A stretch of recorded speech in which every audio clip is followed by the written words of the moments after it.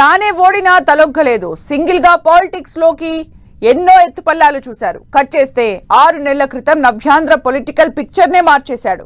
కూటమి ప్రభుత్వంలో భాగస్వామిగా డిప్యూటీ సీఎం పోస్ట్ కు గ్లామర్ అటాచ్ చేశాడు. జనసేనకు పర్మనెంట్ గా గ్లాస్ సింబల్ తీసుకొచ్చాడు. రావడం ఆలస్యమైందేమో కానీ రావడం మాత్రం పక్కా అన్నట్లుగా ఇక దూకుడే అంటున్నారు సేనాని. ఒంటరిగా అధికారంలోకి వచ్చేంత బలం జనసేనకు ఉందా? రాబోయే రోజుల్లో గ్లాస్ మరింత పదునెక్కనుందా?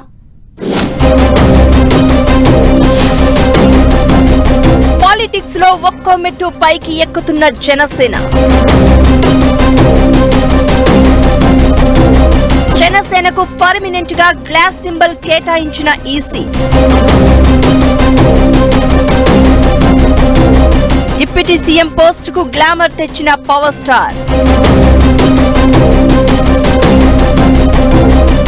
10 ఏళ్ల కింద చుట్టూ చీకట్లు, ఎటు చూసినా దారి కనిపించని పరిస్థితి.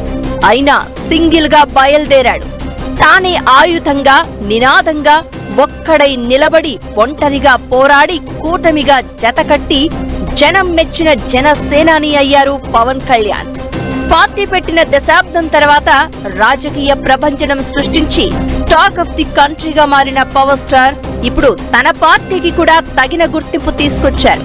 10 ఏళ్ల కాలంలో పట్టు వదలకుండా పవన్ పనిచేసిన తీరు, ఆయన వ్యూహాలతో జనసేన 3వ పార్టీగా ఏపీ పాలిటిక్స్ లో ఎమర్జ్ కాగలిగింది.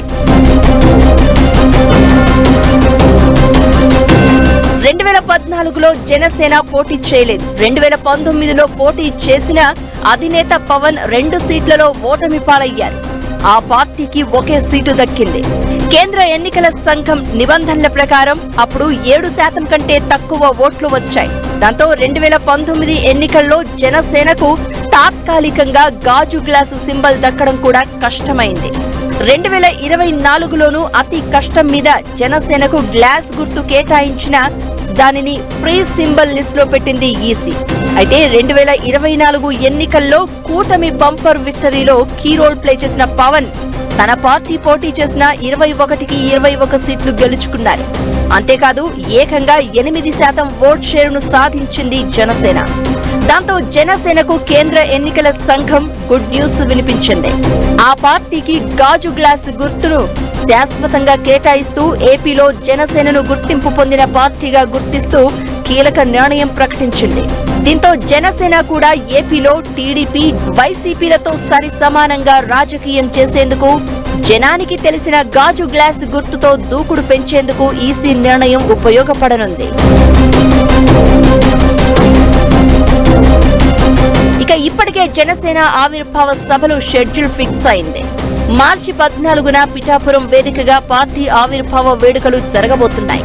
ఈ సభలలో 10 ఏళ్ల పార్టీ రాజకీయ ప్రస్థానం ముగించుకుని 11వ ఏట అడుగు పెడుతున్న వేళ సాధించిన విజయాలు, భవిష్యత్ లక్ష్యాలపై డిస్కస్ చేయనున్నారు. కూటమి అధికారంలోకి వచ్చిన తర్వాత తొలిసారి జనసేన పార్టీ ప్లీనరీ జరగబోతూ ఉండడంతో ఇప్పటికే జోష్ మీదున్నారు క్యాడర్లు, లీడర్లు. వాళ్ల ఉత్సాహానికి ఇప్పుడు మరో కొత్త హుషారు తోడైంది. అదే శాశ్వతంగా గాజు గ్లాసు సింబల్. ఇది ఆ పార్టీ సాధించిన మరో విజయంగా భావిస్తున్నారు.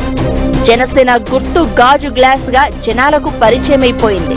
ఇంతకాలం అది ఫ్రీ సింబల్ కావడం వల్ల జనసేనకు ఇబ్బంది ఏర్పడింది. ఇక మీదట జనసేన సొంత గుర్తుతో పోటీకి దిగొచ్చు. ఏ రాజకీయ పార్టీకైనా ఊపిరి, ప్రాణము గుర్తు మాత్రమే. అటువంటి గుర్తును సాధించిన జనసేన ఇక ఫుల్ జోష్, దూకుడుతో ప్లీనరీ సభలకు ముస్తాబు కాబోతోంది. ఇక ఈసారి పార్టీ అధ్యక్షుడిగానే కాదు, ఏపీ డిప్యూటీ సీఎం గా ప్లీనరీకి అటెండ్ కానున్నారు పవన్ కళ్యాణ్. ఇది కూడా పవన్ అభిమానులకు, జనసేన కార్యకర్తలకు మరింత జోష్ కలిగించే అంశం.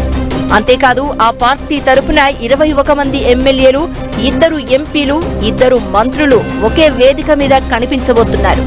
అంతా అనుకున్నట్లు జరిగితే అప్పటి వరకు నాగబాబు కూడా మంత్రిగా ప్రమాణ స్వీకారం చేసే అవకాశం ఉంది. ఆయన కూడా మినిస్టర్ హోదాలో జనసేన ఆవిర్భావ వేడుకలకు అటెండ్ కానున్నారు. ఇలా ఎన్నో ప్రత్యేక అంశాల మధ్య గ్లాస్ పార్టీ ప్లీనరీ సమావేశాలు జరగనున్నాయి. ఇక డిప్యూటీ సీఎం గా పవన్ కు ఈ 6 నెలలు కావాల్సినంత మైలేజ్ వచ్చింది. ఏ రాష్ట్రంలో ఏ నేతకు ఉప ముఖ్యమంత్రికి రానంత గుర్తింపు ఎలివేషన్ పవన్ కు దక్కింది. గత 10 ఏళ్లలో టీడీపీ హయాంలో, వైసీపీ ప్రభుత్వంలో, ఇటు తెలంగాణలో బీఆర్ఎస్ కాంగ్రెస్ పాలనలో దాదాపు 10 మంది డిప్యూటీ సీఎంలుగా పనిచేశారు.